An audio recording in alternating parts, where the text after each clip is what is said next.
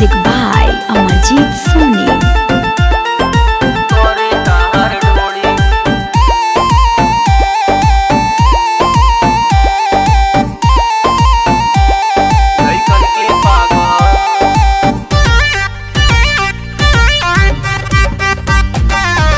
जहाँ मैं जाती हूँ नैनों से आग लगाती हूँ, ऐसे मेरी जवानी है बूढ़ों में जान जगाती हूँ।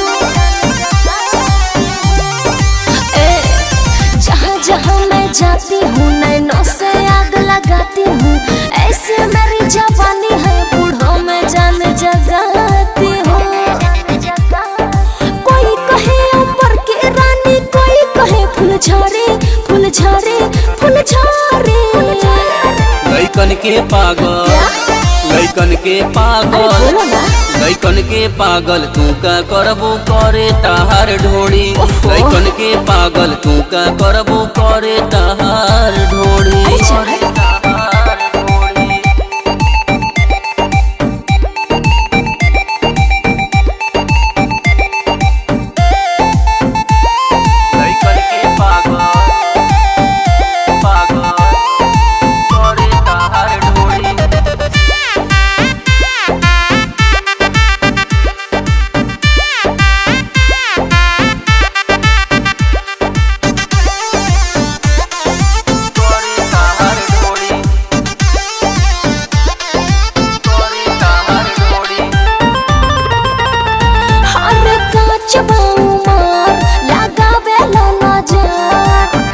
हमसे लागे जकरा जानत नहीं खदार।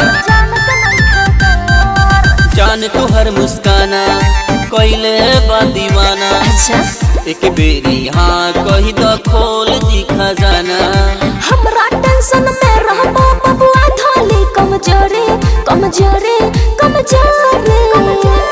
लइकन के पागल, लइकन के पागल, लइकन के पागल तू का करबो करे ताहार ढोड़ी।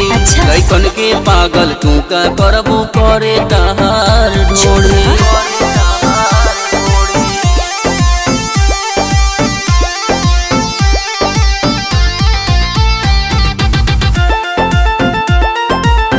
म्यूजिक बाय अमरजीत सोनी।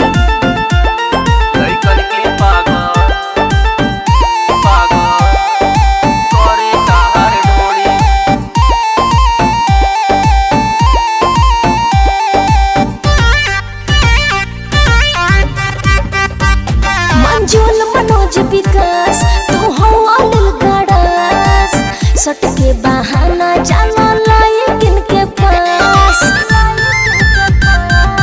दिल फिदा बजानी चलो काटे के जानी, तू हमारा के राजा मानो हम तोहरा के रानी। आज तू कहबो प्यार करेला काल्हे देबो छोड़ी छोड़ी और छोड़ी। लइकन के पागल, लइकन के पागल, लइकन के पागल तू का करबो करे ताहार ढोड़ी।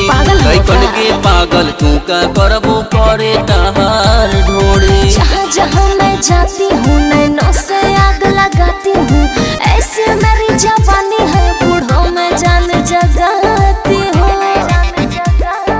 कोई कहे ऊपर की रानी, कोई कहे फुलझड़ी फुलझड़ी फुलझड़ी। लइकन के पागल, लइकन के पागल, लइकन के पागल तू का करबो करे ताहार ढोड़ी। लइकन के पागल तू का करबो करे ताहार ढोड़ी। अरे जाना